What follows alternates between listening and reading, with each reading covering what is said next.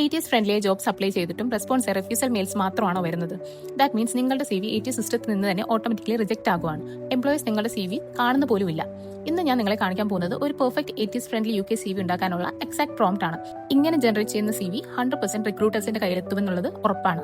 എന്റെ ജോബ് സെർച്ചിൽ വളരെ യൂസ്ഫുൾ ആയ ഒരു പ്രോംപ്റ്റ് ആണിത്. ഈ വീഡിയോ അവസാനം വരെ കാണൂ. കുറച്ച് പ്രോ ടിപ്സും ഞാൻ ഷെയർ ചെയ്യുന്നുണ്ട്, സ്കിപ്പ് ചെയ്യാതെ കാണണേ. നമ്മൾ ആദ്യം മനസ്സിലാക്കേണ്ടത് ഓരോ ജോബ്സിനും സ്പെസിഫിക് കീവേഡ്സ് ഉണ്ടാകും. ഇതൊക്കെ നമ്മുടെ CVയിലും ഉണ്ടായിരിക്കണം. ക്രൈറ്റീരിയാസ് ഒക്കെ സെറ്റ് ചെയ്യുന്ന പോലെ CV മാറ്റാനുള്ള പ്രോംപ്റ്റ് ആണ് ഞാൻ ഷെയർ ചെയ്യുന്നത്. സോ ഇതാണ് ആ പ്രോംപ്റ്റ്. ഈ പ്രോംപ്റ്റ് ChatGPTയിൽ കൊടുത്തിട്ട് 3 ഇൻപുട്സ് നമ്മുടെ സൈഡിൽ നിന്ന് കൊടുക്കാനുണ്ട്. ആദ്യത്തേത് ജോബ് ഡിസ്ക്രിപ്ഷൻ ആണ്. ഇത് നമുക്ക് ലിങ്ക്ഡിൻ ജോബ് ഡിസ്ക്രിപ്ഷൻ അവിടെ നിന്ന് കോപ്പി എടുത്ത് ഇവിടെ പേസ്റ്റ് ചെയ്യാം. അടുത്തതായിട്ട് CV നമ്മുടെ എക്സിസ്റ്റിംഗ് CV കോപ്പി ചെയ്ത് ഇവിടെ പേസ്റ്റ് ചെയ്യാം. അടുത്തതായി അഡീഷണൽ ഇൻഫർമേഷൻസ് എന്തെങ്കിലും ഉണ്ടെങ്കിൽ ഇവിടെ കൊടുക്കാം. സർട്ടിഫിക്കേഷൻസ്, പ്രോജക്ട് അവാർഡ്സ്, അങ്ങനെ എന്തെങ്കിലുമൊക്കെ ഉണ്ടെങ്കിൽ നമുക്ക് ഇവിടെ ആഡ് ചെയ്യാം. ഇത് ഓപ്ഷണലാണ്. അഡീഷണൽ ഇൻഫർമേഷൻസ് ഒന്നുമില്ലെങ്കിൽ തേർഡ് സ്റ്റെപ്പ് നമുക്ക് ഇവിടെ സ്കിപ്പ് ചെയ്യാം.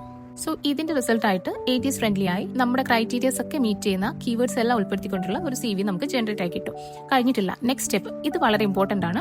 സെയിം ചാറ്റിൽ തന്നെ അടുത്ത ഒരു പ്രോംപ്റ്റും കൂടി നമ്മൾ പേസ്റ്റ് ചെയ്യണം. അതും ഞാനിവിടെ ആഡ് ചെയ്യുന്നുണ്ട്.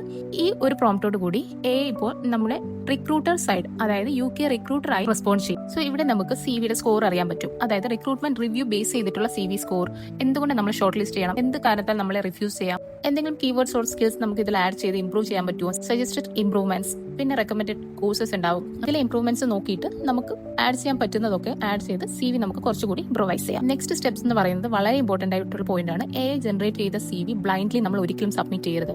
ഓൾവേസ് നമ്മൾ റിവ്യൂ ചെയ്തിരിക്കണം. ഇത് ചെക്ക് ചെയ്യുമ്പോൾ തന്നെ നമ്മൾ അതിന്റെ accuracy, tone, numbers, format, personalisation ഇതെല്ലാം കൃത്യമായി വന്നിട്ടുണ്ടോ എന്നുള്ളത് നമ്മൾ എൻഷുർ ചെയ്യണം.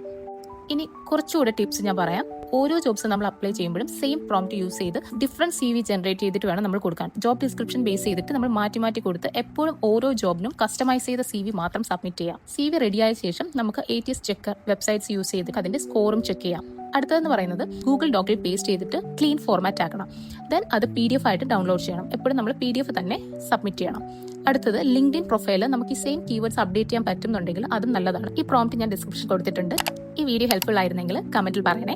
നിങ്ങൾ ഈ പ്രോംപ്റ്റ് ട്രൈ ചെയ്തോ, സ്കോർ എത്ര കിട്ടി? വീഡിയോ ഇഷ്ടപ്പെട്ടെങ്കിൽ ലൈക്ക് ചെയ്യുക. ഇതുപോലുള്ള ഇൻഫോർമേറ്റീവ് വീഡിയോസിനായി ചാനൽ ഒന്ന് സബ്സ്ക്രൈബ് ചെയ്തോളൂ. കാണാം നെക്സ്റ്റ് വീഡിയോയിൽ. Thanks for watching.